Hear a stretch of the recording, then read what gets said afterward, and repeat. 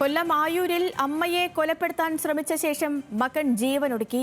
ആയൂർ ഇളമാട് സ്വദേശി രഞ്ജിത്താണ് മരിച്ചത്. ബോധരഹിതയായ അമ്മ സുജാത തിരുവനന്തപുരം മെഡിക്കൽ കോളേജ് ആശുപത്രിയിൽ ചികിത്സയിൽ. കടുത്ത സാമ്പത്തിക ബാധ്യതയെ തുടർന്ന് ഇരുവരും ആത്മഹത്യ ചെയ്യാൻ തീരുമാനിക്കുകയായിരുന്നു. ഷമീർ അബ്ദുൽ കൊല്ലത്ത് നിന്ന് ചേരുന്നു. ഷമീർ, ഇത് എന്താണ് സംഭവിച്ചത്? അമ്മയുടെ ആരോഗ്യനില എങ്ങനെയാണ്? സേതുലക്ഷ്മി, കഴിഞ്ഞ ദിവസം രാത്രിയിൽ അമ്മയും മകനും കൂടി ഭക്ഷണം കഴിച്ച ശേഷമാണ് ജീവനൊടുക്കാൻ തീരുമാനിച്ചതെന്നാണ് പോലീസ് പറയുന്നത്.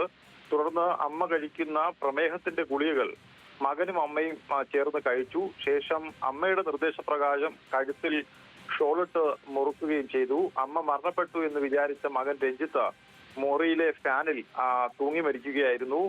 ഇന്ന് ഉച്ചയോടുകൂടി KSTBയിലെ ഉദ്യോഗസ്ഥർ വീട്ടിലെത്തിയപ്പോഴാണ് വീട്ടിലെ മുറിക്കുള്ളിൽ നിന്നും വെള്ളം വേണമെന്നൊരു ശബ്ദം കേട്ടത്. തുടർന്ന് തൊട്ടടുത്തുള്ള അയൽവാസികളെ വിളിച്ചുകൂട്ടി കതക് തള്ളി തുറന്ന് അകത്ത് കയറിയപ്പോഴാണ് ഇത്തരത്തിൽ അബോധാവസ്ഥയിലായ അമ്മയും തൂങ്ങി മരിച്ചതിൽ കാണപ്പെട്ട മകനെയും കണ്ടത്.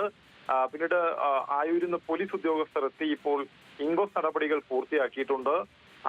അമ്മയുടെ നില തിരുവനന്തപുരം മെഡിക്കൽ കോളേജിലേക്ക് അമ്മയെ മാറ്റിയിട്ടുണ്ട്. അമ്മ ബോധരഹിതയാണ്, മറ്റ് പ്രശ്നങ്ങളൊന്നുമില്ല എന്നാണ് ഇപ്പോൾ പറയുന്നത്. അമ്മയെ എന്തായാലും തിരുവനന്തപുരം മെഡിക്കൽ കോളേജ് ആശുപത്രിയിലേക്ക് മാറ്റി.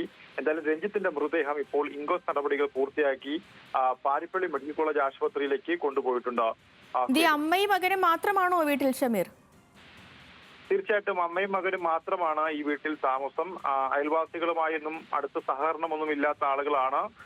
കഴിഞ്ഞ കുറച്ചധികം ദിവസങ്ങളായി വളരെ സാമ്പത്തികമായി പണം വാങ്ങിയവരും മേടിച്ചവരുമൊക്കെ വീട്ടിൽ കയറി ഇറങ്ങുന്നുണ്ടായിരുന്നു എന്നും പോലീസ് പറയുന്നുണ്ട്. ഇതിനെ തുടർന്നാണ്, ഇതിനുള്ള മനോവിഷമത്തിലാണ് ഈ ഒരു കൃത്യം ഇവർ നിർവഹിച്ചത് എന്നാണ് പോലീസിന്റെ പ്രാഥമിക നിഗമനം. എന്തായാലും അമ്മയുടെ പ്രാഥമിക മൊഴി പ്രകാരമാണ് പോലീസ് ഇത്തരം വിവരങ്ങൾ കൈമാറിയിട്ടുള്ളത്.